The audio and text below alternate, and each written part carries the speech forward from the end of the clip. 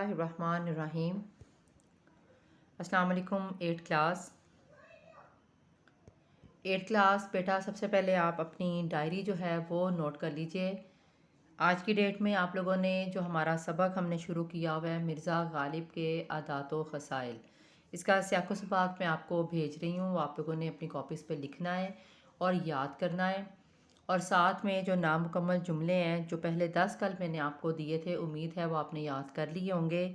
अब अगले 10 जो हैं वो आपने याद करने हैं 11 से 20 तक जो हैं। ये आपकी आज की डायरी है। सबसे पहले 8th क्लास आप लोग अपनी जो क़वाइद-उन-निशा है वो खोल लें, पेज नंबर 46। जिनके पास नया एडिशन है, न्यू बुक्स हैं, वो अपना पेज नंबर 46 जो है वो खोल लें। और जिनके पास पुरानी किताबें हैं, ओल्ड एडिशन है, वो पेज नंबर 43 पे जो है हमारा जो है वो खोलेंगे और देखेंगे। नंबर 11 से हम लोगों ने जो है वो आज रीडिंग अपनी करनी है। पहले 10 जो है वो आपको कल की डायरी में मैंने दिए थे, बूढ़ी घोड़ी लाल लगाम तक।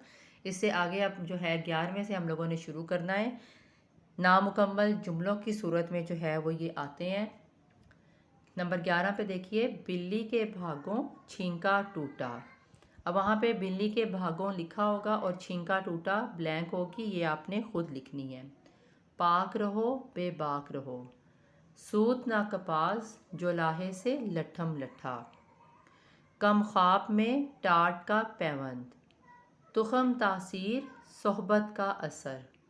जितनी चादर देखिए उतने पाँव फैलाइए, जिसकी लाठी उसकी भैंस।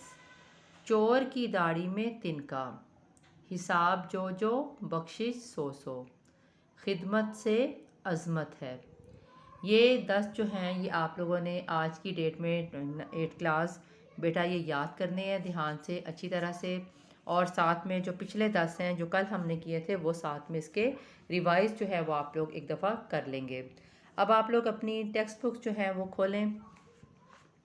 यहाँ से हम लोग मिर्ज़ा गालिब के आदात व ख़साइल जो सबक था हमारा, सबक नंबर 2, जिसकी हम लोगों ने रीडिंग की और उसके बाद कल हम लोगों ने जो है उसकी एक्सरसाइज की थी, उसकी मशक जो है वो हमने की थी।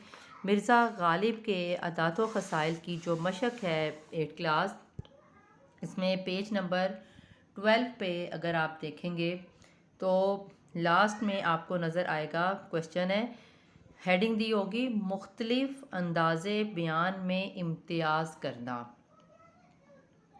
अब मुख्तलिफ अंदाज़े बयान में इम्तियाज़ करना क्या मतलब है इसका, कि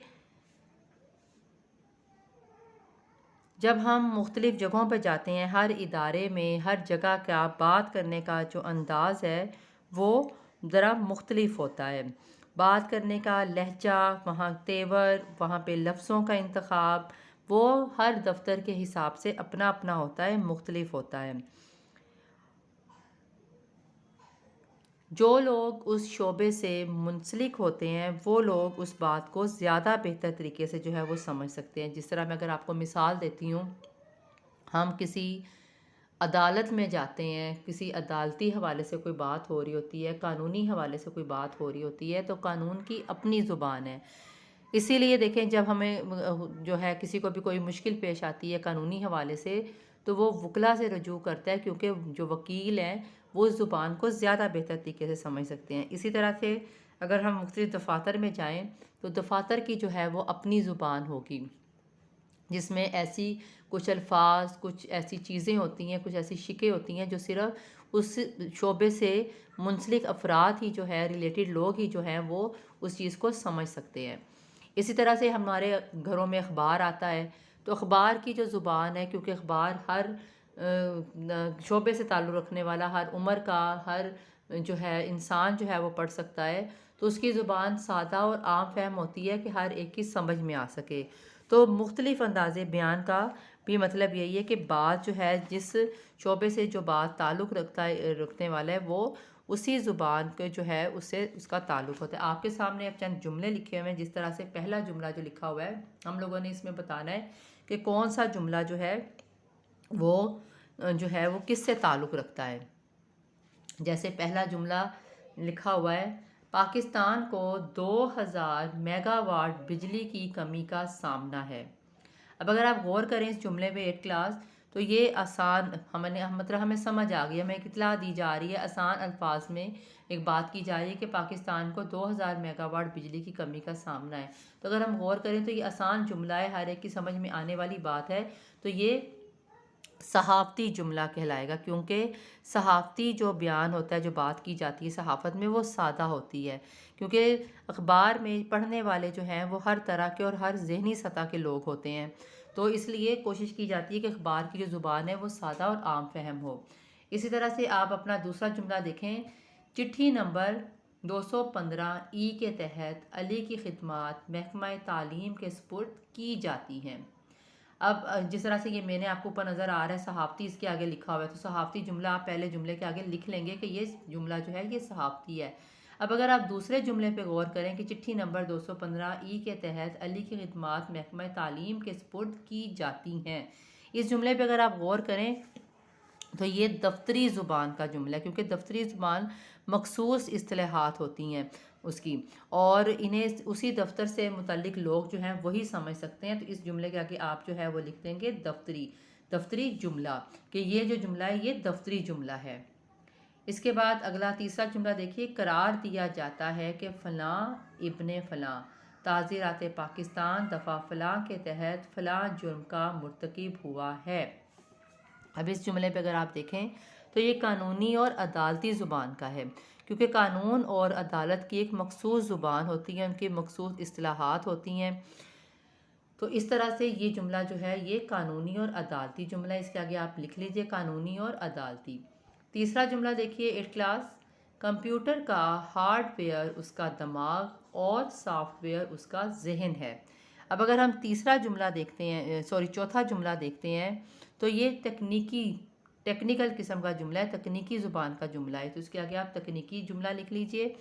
ہر شعبہ علم کی خاص زبان ہوتی ہے، جس طرح سے طب، انجینئرنگ، کامرس، طبیعیات، حیاتیات، سب کی الگ الگ جدا جدا زبان ہے اور ہر ایک کی الگ الگ اصطلاحات ہیں، تو لہٰذا اسی سے جو شعبے سے تعلق رکھنے والے جو لوگ ہیں وہ اس زبان کو زیادہ بہتر سمجھتے ہیں۔ آخری جملہ دیکھیے 8 کلاس، اگر تیرا قول صادق ہے تو شہد فائق ہے ورنہ تھوک دینے کے لائق ہے۔ اب یہ جو ہے یہ ادبی جملہ ہے، اس جملے پہ اگر آپ غور کریں تو باقی جملوں کی طرح جو ہے یہ ہلکا سا اس میں ابہام پایا جا رہا ہے، اور اس میں باقی جملوں کی نسبت ایک فرق یہ بھی ہے کہ باقی جملے جو ہیں وہ میں ایک سپاٹ پن، بالکل ایک جو ہے خالی پن سا میں بالکل ایک سپاٹ پن نظر آتا ہے، لیکن آخری جملے میں ایک طرح کا جو ہے وہ خوبصورتی ہے، حسن موجود ہے۔ پہلے چاروں جملوں میں بات جو ہے وہ ڈائریکٹلی کی گئی ہے، براہ راست بات کی گئی ہے، لیکن آخری جملے میں بات جو ہے وہ بالواسطہ کی جا رہی ہے، انڈائریکٹلی کی جا رہی ہے، اور اسی ابہام سے اور بالواسطہ جو ہے اظہار جو کیا جا رہا ہے اس سے جملے میں ایک حسن پیدا ہو رہا ہے، تو ایسی جو بات ہے وہ ادب میں ہی ہوتی ہے، تو یہ جو ہے جملہ آخری ہمارا یہ ادبی جملہ ہے، تو اس کے آگے آپ لوگ لکھ لیجئے ادبی جملہ۔ یہ کام آپ لوگوں نے کرنا ہے 8 کلاس اپنے بکس کے اوپر، یہ آپ کو پیپر میں اس طرح سے آ سکتا ہے کہ آپ کو ایک جملہ ان میں سے کوئی سا بھی جملہ دیا جا سکتا ہے، جیسے کمپیوٹر کا ہارڈ ویئر اس کا دماغ اور سافٹ ویئر اس کا ذہن ہے، یہ جملہ کون سی جو ہے اظہار بیان سے تعلق رکھتا ہے، اس طرح سے یہ آپ اندازے کس جملے سے اس کا تعلق ہے، اور نیچے آپ کو 4 آپشنز دے دیے جائیں گے، تو آپ نے بتانا ہوگا کہ یہ تکنیکی جملہ ہے۔ تو یہ آپ کا آج کا کام ہے جو آپ لوگوں نے یہ اپنے بکس کے اوپر یا آپ کی ایکسرسائز میں یہ آپ نے کرنا ہے، یہ آپ کی آبجیکٹیو میں جو ہے یہ آپ کا آ سکتا ہے۔ اس کے بعد آپ کا جو اگلا کام ہے 8 کلاس، آپ لوگوں نے اپنی نوٹ بکس جو ہیں وہ نکالنی ہیں، اور یہ کام میں آپ کو دے رہی ہوں مرزا غالب کے عادات و خصائل جو ہے یہ ہمارا لیسن کل کمپلیٹ ہو گیا تھا۔ کاپی ورک آپ لوگوں نے کرنا ہے، جس طرح کلاس میں آپ مارجن لائنز لگاتے ہیں، اوپر ڈیٹ ڈے مینشن کریں گے، جماعت کا کام لکھیں گے، دونوں طرف آپ کی مارجن لائنز لگی ہوں، اور سب سے پہلے آپ نے اپنا سبق کا جو ہے وہ عنوان لکھنا ہے، سبق کا عنوان، اور پھر آپ کا آ جائے گا مرزا غالب کے عادات و خصائل، پھر آپ لکھیں گے مصنف کا نام مولانا الطاف حسین حالی، یہ لکھنے کے بعد سبق کا عنوان مرزا غالب کے عادات و خصائل اور سبق کا نام آ جائے گا مولانا الطاف حسین حالی۔ اس کے بعد آپ نے ہیڈنگ دینی ہے سیاق و سباق کی، سیاق و سباق کی ہیڈنگ دے میں ساتھ ساتھ بول رہی ہوں، آپ لوگ یہاں سے دیکھ بھی لیں گے اور یہ آپ لوگوں نے اپنی کاپیز پہ لکھنا ہے۔ میں بول بھی رہی ہوں اور آپ لوگ جو ہیں یہاں سے دیکھ کے بھی لکھ سکتے ہیں۔ یہ سبق مولانا الطاف حسین حالی کا لکھا ہوا ہے۔ حالی کے اسلوب بیان کی نمایاں خوبی مدہ نگاری ہے۔ انہوں نے شاعری میں جدید طرز کی نظموں کو متعارف کروایا۔ حالی کی اردو نثر کو اردو نثر کا اسلوب قرار دیا گیا ہے۔ اس سبق میں مرزا غالب کے عادات و خصائل کو نہایت ہی عمدہ اور جامع انداز میں بیان کیا گیا ہے۔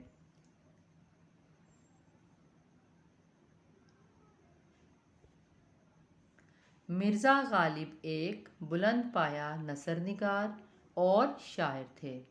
نہایت وسیع اخلاق کے مالک تھے۔ دوستوں کو دیکھ کر باغ باغ ہو جاتے تھے۔ دوستوں کی فرمائشوں سے کبھی تنگ نہ آتے تھے۔ دوستوں کے خطوں کے جواب دینا ضروری سمجھتے تھے۔